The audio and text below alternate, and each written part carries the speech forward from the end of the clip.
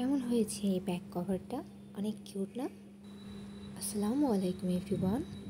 প্রথমে আমি নিয়ে নিয়েছি হোয়াইট আর ব্লু অ্যাক্রিলিক পেন্ট। এই দুই রং মিশিয়ে তৈরি করেছি একটি নরম আকাশি রং। তারপর এই রংটি আমি ফোন কেসের উপর পুরোটা জুড়ে অ্যাপ্লাই করে নিয়েছি। একটা ছোট ফোম ব্যবহার করে ড্যাব ড্যাব করে পুরোটা জুড়ে এভাবে কালারটা বসিয়েছি যেন পুরোটা সমানভাবে ঢেকে যায়। এরপর এটি শুকাতে দিয়েছিলাম কিছুক্ষণ।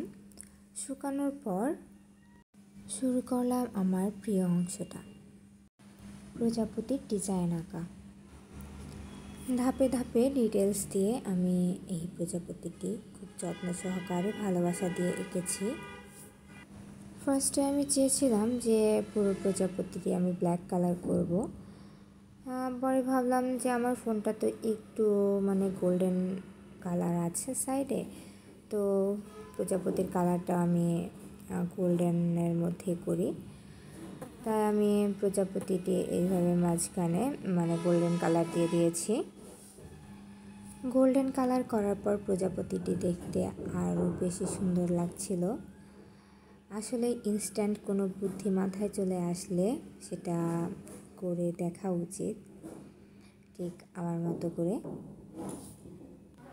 প্রজাপতিটি গোল্ডেন কালার করা হয়ে গেলে এর সাইড দিয়ে যে ব্ল্যাক কালার করেছে আমি ব্ল্যাক কালারটা একটু মোটা করে দিচ্ছি, আর মাঝে দিয়ে প্রজাপতির সাজ এঁকে দিব যেন প্রজাপতিটি দেখতে আরও সুন্দর আর আকর্ষণীয় লাগে। যদিও আমি একবার একটু ভুল করে ফেলেছিলাম, এভাবে ব্ল্যাক কালার করে আমি আবার এটা মুছে ফেলে তারপর এর উপরে আমি আবার গোল্ডেন কালার করেছি। একটু ডিজাইনটা করার পর আমার কাছে ভালো লাগেনি, পরে আবার মিশিয়ে যেভাবে ডিজাইনটি করে নিয়েছি।